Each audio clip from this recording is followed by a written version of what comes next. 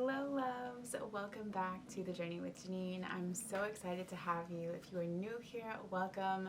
This is where we speak about all things mindfulness, owning your magic, and making the most out of your personal journey. So if you're back, welcome back. So glad to have you again. Today we are going to talk about journaling, and I am so excited because I love this practice, as I love most of practices, but that's here nor there. Journaling is so great because it offers you this beautiful space to just divulge and create this really beautiful share of our messiness, of our truth.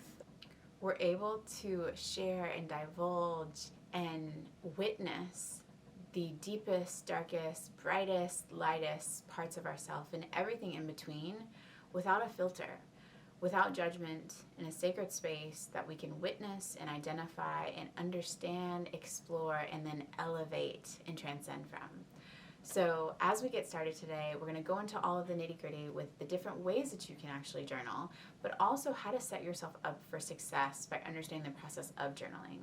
And so just like any mindfulness practice, any wellness practice, intention is key, right? So if you go into journaling and your whole thought process is, oh, I hate this, I'm not going to enjoy this, and blah, blah, blah, then you're going to have a really sucky experience. Getting into a space where you're open, that you surrender to expectation, and you're really just allowing yourself to receive and experience, that's going to set you up for success for sure. We want to clear our mind. We want to release our layers that may have, just difficulty in our conflict, past negative experiences, or even really high expectations of what's going to come on the other side, so that we can come into this experience of journaling pure, open, and ready to receive whatever it is that's on the other side of that experience. So get yourself mentally, emotionally, energetically prepared. Clear your channel, clear your spirit, clear your mind, and just let yourself be ready for the experience.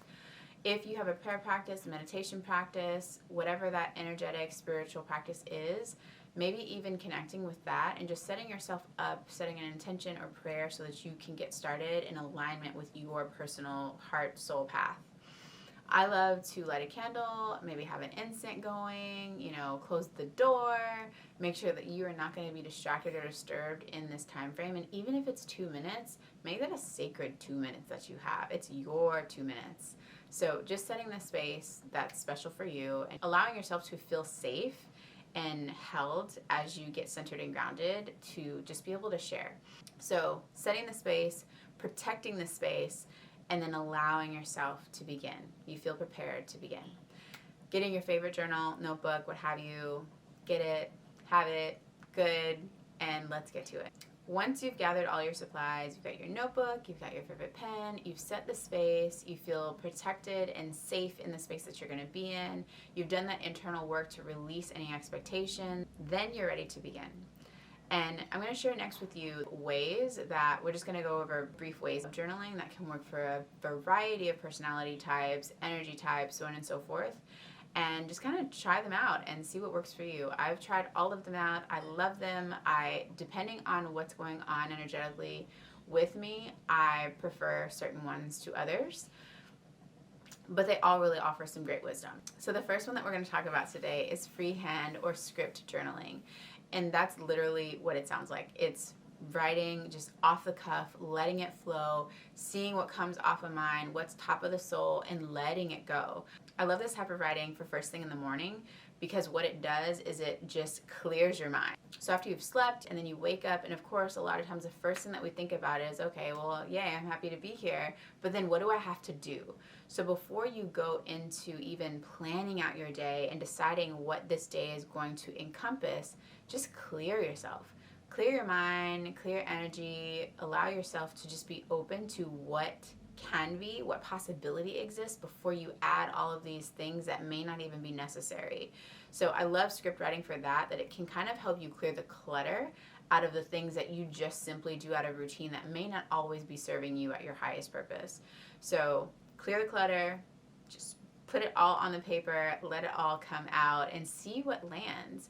I like to also do a reflection every 30 days and just go through my journal, whether at new moon or full moon or somewhere in between, and see what themes you find. You can take a highlighter here and just highlight things that really stood out to you, or notice themes that you're seeing.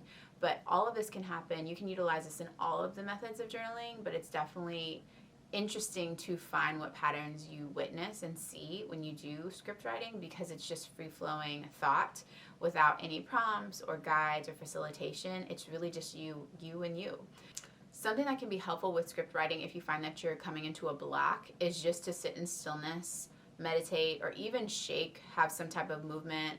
You could do shaking in the body where you literally just like shake your body around, kind of get the juices flowing, all that kind of stuff. Or you can do like a small yoga flow. You can do even a workout. You can walk outside, just get a little sunlight, listen to nature, and then just see what comes through.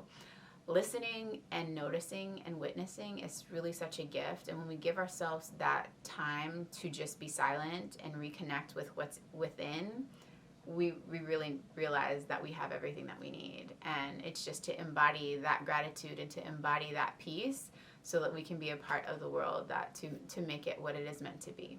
So that, in a nutshell, is script writing. So the next practice for journaling is gratitude journaling, which is so good, such a gift, and I think we can all utilize a little bit more of this because, yes, there's a lot going on in the world, but to be able to bring it all back in and really center on what's at the core of it all, spirit, heart, soul, that really gets us to recenter and refocus into what matters. So when you're doing gratitude journaling, what I love to do is to make a list. I'm a little bit of a list person. If you're not a list person, that's totally fine. You can doodle and scribble and do all kinds of really cute stuff on your paper or something in between. But I'll list out maybe 5 to 10 things that I'm grateful for. Or if I feel super in flow that day and I can just find and access a ton of things that I'm thankful for that are really like deep and centered to just needing to be expressed, then I'll just jot them down, go full forth on the paper, and let it be. So one of the things that I've found that really helps amplify the experience of gratitude journaling is to really focus on the feeling. Focus on the feeling of gratitude.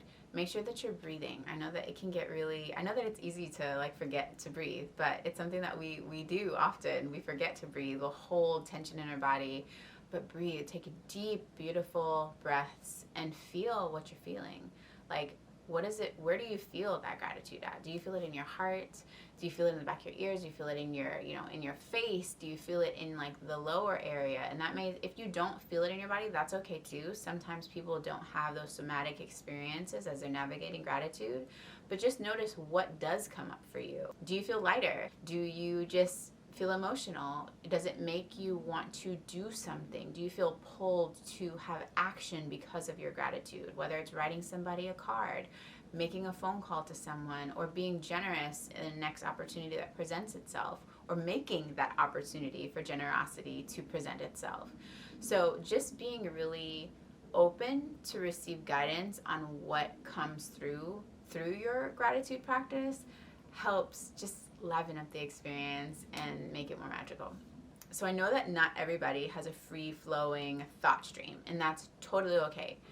I've had days that's been the case also. So for anybody who has a hard time with a constant stream of verbal thought, another practice that's really great for you, practice number 3, is going to be drawing. And this drawing doesn't have to be anything super professional. It's just your soul's drawing. It's what you can do. It's what you are expressing. There's no judgment, criticism. Remember, there's no filter here. We are raw, uncut, unfiltered. So just expressing yourself through color, through texture, through shape, through the imagery that comes forth through your mind, through your consciousness, and allowing that to illustrate what's going on internally. And that could sometimes symbolize, animal symbolism, color psychology. There's so many different aspects that can be connected to what you draw or what you shade or what you doodle. So just allowing that process to unveil itself and whatever that can be, because that can be a really, really powerful process. And if you think about humans in general, a lot of times it's not always the words that are most impactful, but the feelings through colors and through smells and through imagery that touch our hearts and change our consciousness and evoke transformation within us and around the world. Anybody who has a hard time with the free flow writing to get discouraged from having a journaling practice because there's an obstacle there, that just may not be the pathway this season, and that's okay. Draw, color, paint, sing, Like, there are other ways that you can have that self-reflection and time for sharing that suit you in that season. So keep at it. Don't get discouraged. So the next journaling practice that we're going to talk about is achievement-based journaling. And I love this, especially based on the season that I'm in, because sometimes you just have those moments where you're like, I've got goals and I need to get them in. I don't have time to sit here and feel all the feels and experience all the things and think about the colors and shapes and animals. Like, I just need to get it done. And achievement-based journaling does that for you. It creates a very nice, linear, focused stream of thought for you to identify what you're thankful for, what your goals are, what your obstacles are, and what your expectations of yourself are. So it's allowing you to have a very formulated flow of growth each day for self-reflection, for development, and accountability. So with achievement-based journaling, what you want to start off with is first gratitude. Gratitude grounds us. It allows our perspective to shift. Instead of what don't I have, what am I not doing right, what is that person not doing right, what am I thankful for? When we live in an aspect of gratitude, our mindset is typically more positive, we're more open to possibility, we're more open-minded, we're more creative. So allowing yourself to first ground in gratitude is really powerful because it's going to completely it's basically going to wipe the slate of illusion to allow you to see more clearly of what's possible versus what's not. So once you've had a grounding practice with like writing maybe 5 things that you're grateful for, and these can be a quick sketch, they don't have to be any like large crazy sentences, then you want to go ahead and write down what are 3 things, 3 very focused things that you plan to achieve today.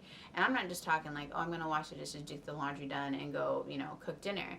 These are things that if you knew that you only had a week or so to live, or you had a day to live, these are the things that are going to make your passion and purpose feel like you met the highest mark that you could.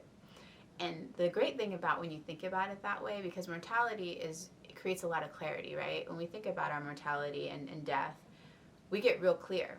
We clear a lot of clutter out of the way of, that actually doesn't matter because like death is at the door, and so we're going to get this done. This is actually what's important.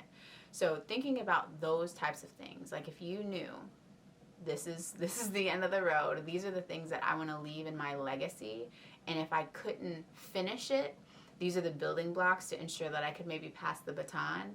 What 3 things would those be? Get those 3 things done.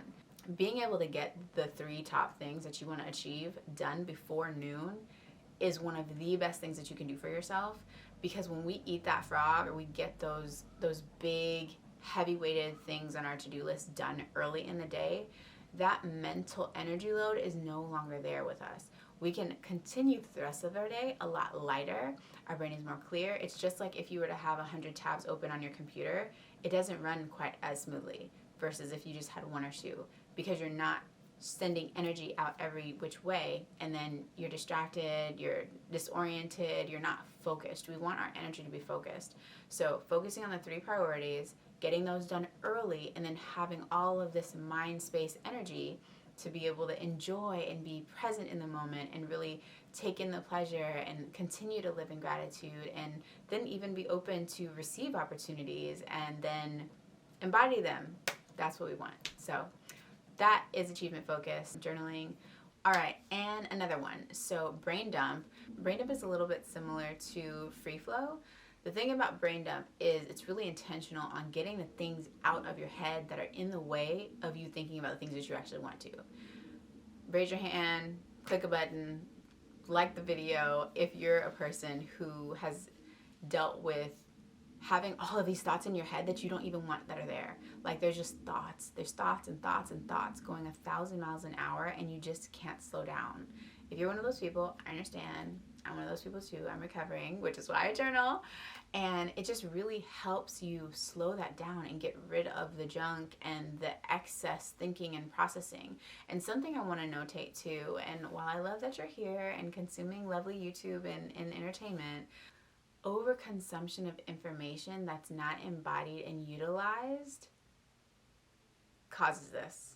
When we have too much influx information coming at us and we don't digest it, it causes like just thought vomit. And so it's just all over the place, and we aren't able to have a peaceful spirit and a still mind.